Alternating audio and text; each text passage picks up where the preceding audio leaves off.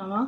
अब हम लोग ताजिक नीलकंठी के वर्ष तंत्र में विशेष प्रश्नाध्याय के द्वारा नौका प्रश्न के बारे में ज्ञान प्राप्त करेंगे।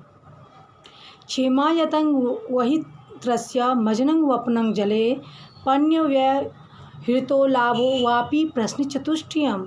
नौका के विषय में 4 प्रकार के प्रश्न होते हैं। सकुशल नौका आना, जल में डूब जाना, जल में तैरती रहना और व्यापार में लाभ होना। नौका के द्वारा व्यापार में लाभ होना। नौर लाभदा स्यान्मम नेति पृष्ठे केंद्रे सुभाषेदि रेखु पापा बलोजझितः क्षेम जयार्धा नौर्भावीति वाच्यं विदिशा विमृख्य। अर्थात यदि कोई पूछे कि नौ के व्यापार में हमें लाभ होगा या नहीं होगा, जिस समय केंद्र में शुभ, शेष स्थानों में बलवान ग्रह होगा तो उस समय क्षेम जय अर्थ देने वाले होते हैं। उसमें जो हमें लाभ हो सकता है। इस पर हमें पंडित के द्वारा हमें ज्ञान प्राप्त करना चाहिए। लग्नाधिपे वक्रीणि चांसनाथे व्यावृत्य नौरेति च मार्गतः सा चेत सौम्य दृष्टा कुशलेन पापैर्दृष्टस्तदा वस्तु विनेति वाच्यम। यदि लग्नेश्वरगामी हो, उसके स्थान का स्वामी चतुर्थ शुभ ग्रह से युक्त हो, दृष्ट हो तो 9 लाभ होता है। 9 लाभ करके कुशल पूर्वक लौट आता है। यदि पाप युक्त अथवा न दृष्ट हो तो बिना वस्तु के नौका लौट आती है। विलग्न रंध्राधिपति स्वगेहे प्रवेक्ष्य तश्चेद्वे व्यवहार लाभ। यदाष्टमे सौम्य खगाः बलाढ्यास्तदा तरी लाभ शुभ प्रदा स्यात्। अर्थात यदि लग्नेश और अष्टमेश अपने घर में हो, अपने स्थान के द्वारा देखते हैं तो व्यवहार में क्या होता है, लाभ होता है। यदि 8वें स्थान में बलवान शुभ ग्रह बैठे हों तो 9 का लाभ और सुखदायक होता है। कुशलायाति पृच्छायां मृत्यु योगे समागते तदा नौरेति शीघ्रेण लाभाद्यं चंद्र योगतः। चांद हमारी नौ कुशल आवेगी। इस प्रश्न में यदि मृत्यु योग हो तो नौका शीघ्र लौटेगी, यदि अन्य लाभ योग होगा तो लाभ सहित लौटेगी। लग्नि स चंद्रनाथं वा चंद्रं वा मृत्यु पो यदि अतिपश्येत क्रूर दृशा नावा श्रमंग नश्यति नौपतिः। अर्थात लग्नेश चंद्र राशि के स्वामी चंद्रमा इनको अष्टमेश क्रूर दृष्टि से देखता है तो नौका समेत स्वामी का क्या होता है, नाश हो जाता है। नौका के स्वामी का क्या होता है, नाश होता है।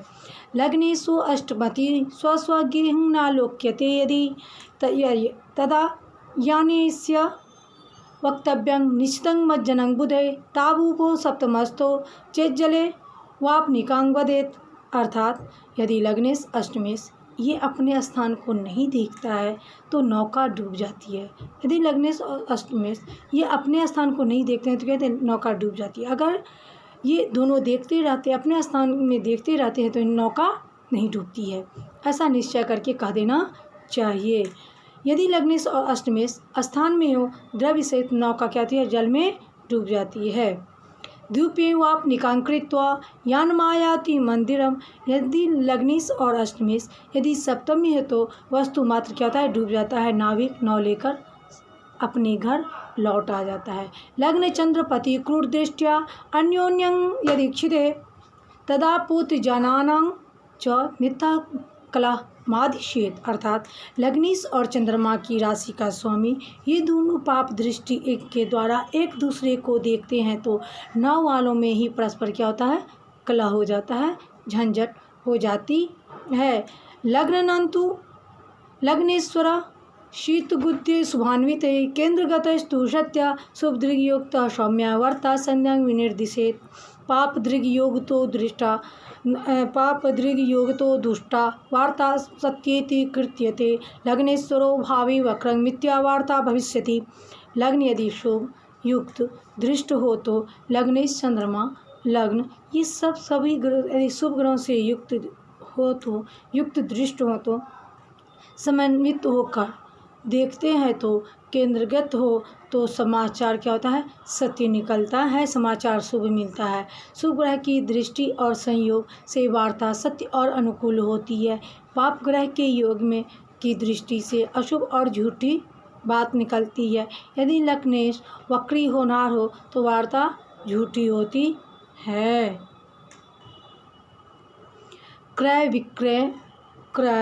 विक्रयणो विचारः क्रेता लग्नपतिर्गेयो विक्रेता ग्रहपति स्मृतः गृहानाम्यः मिदं वस्तुं प्रश्नं एवं विधेशति बलशाली विलग्नं चेद गृह्यते तत् क्रियान्कं तस्मात् क्रयण का लाभ प्रष्टुर्भवतु निश्चितम्।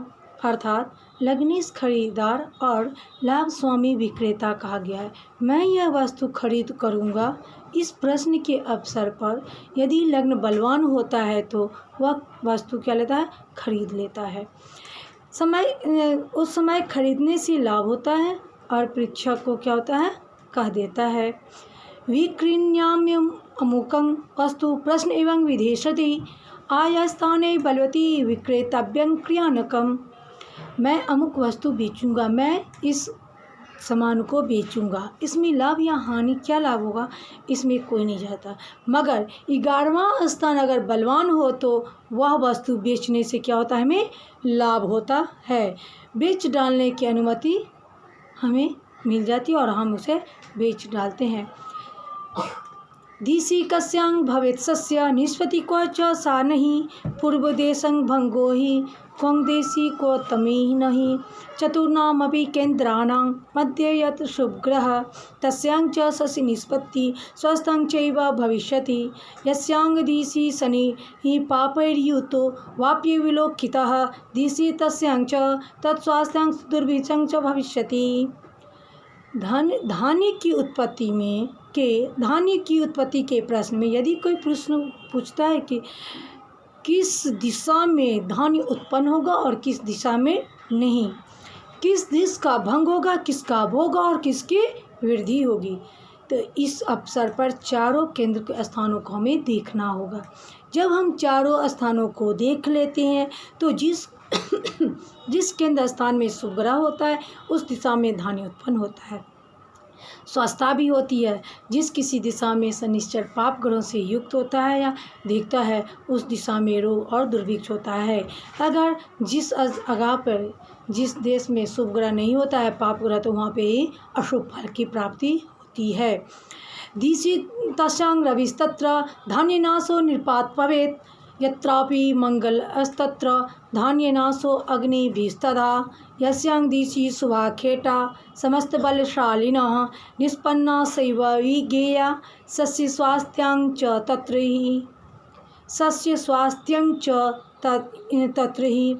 जिस दिशा में सूर्य पाप ग्रह युक्त हो या उसके द्वारा देखता हो उस दिशा में राजा से क्या होता है, उपद्रव से अन्न का क्या होता है, नाश हो जाता है। जिस दिशा में मंगल पाप ग्रह युक्त होते हुए देखता है वह स्थित होता है, उस अन्न का नाश और अग्नि का भय होता है, डर लगता है। जिस दिशा में शुभ ग्रह बल युक्त होकर उस दिशा में सब अच्छे बहुत प्रकार से अन्न अच्छे प्रकार से प्राप्त होते हैं और स्वस्थता भी उसी दिशा में होती है। केंद्रेषु सर्वतः पाप समस्त बल संयुतः देशस्तदा विनष्टो असो ज्ञातव्य शास्त्र को विदे। अर्थात यदि सब केंद्रों में पाप ग्रह पूर्ण बल रहित स्थित हो उस देश का नाश होगा, ऐसा शास्त्र में पंडितों के द्वारा कहा गया है। क्या है, पंडितों के द्वारा कहा गया है।